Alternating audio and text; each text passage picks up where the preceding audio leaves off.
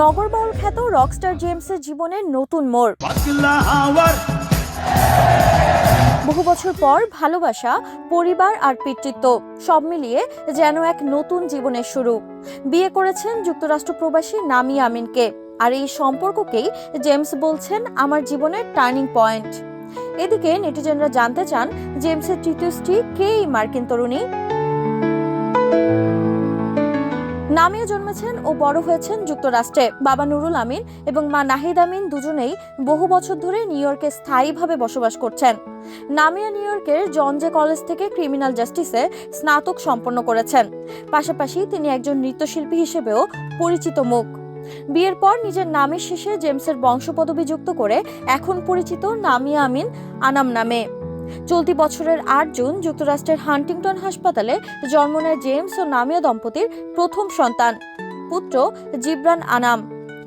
নামটির অর্থ পুনরুদ্ধার করা বা শক্তিশালী করা। বেশ কিছুদিন ধরেই সঙ্গীতাঙ্গনে গুঞ্জন ছিল আবার নাকি বিয়ে করছেন জেমস।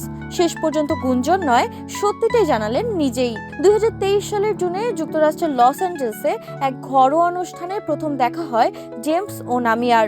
তখন জেমস ছিলেন আমেরিকা ট্যুরে। সেই আয়োজনেই প্রথম কথা, তারপর ধীরে ধীরে সম্পর্কের সূচনা। ১ বছর প্রেমের পর ২০২৪ সালের ১২ জুন ঢাকায় পরিবারের উপস্থিতিতে বিয়ে করেন তারা। একটি সাক্ষাৎকারে জেমস বলেন, হতে পারে এটা আমার জীবনের একটা টার্নিং পয়েন্ট। এই অনুভূতি অসাধারণ। আল্লাহর কাছে শুকরিয়া, তিনি আমাকে সুস্থ সন্তান দান করেছেন। সবাই জিবরান ও তার মায়ের জন্য দোয়া রাখবেন। নামিয়া বলেন, জিবরানকে নিয়ে আমি আর জেমস অনেক আনন্দে আছি। সত্যি জীবনের সেরা সময় পার করছি। আমাদের জন্য সবাই দোয়া রাখবেন। এটি জেমসের তৃতীয় বিয়ে। প্রথম স্ত্রী ছিলেন চলচ্চিত্র অভিনেত্রী কানেজ রাবিয়া রথি। ১৯৯১ সালে বিয়ে ও ২০০৩ সালে বিচ্ছেদ হয়। সেই সংসারে একটি পুত্র ও একটি কন্যা রয়েছে। দ্বিতীয় স্ত্রী ছিলেন যুক্তরাষ্ট্র প্রবাসী বেনজি সাজ্জাদ। ২০১৪ সালে তাদের বিচ্ছেদ হয়। সেই সংসারে রয়েছে এক কন্যা সন্তান। সব ব্যর্থতা পেছনে ফেলে আবারও নতুন জীবনের পথে হাঁটছেন জেমস।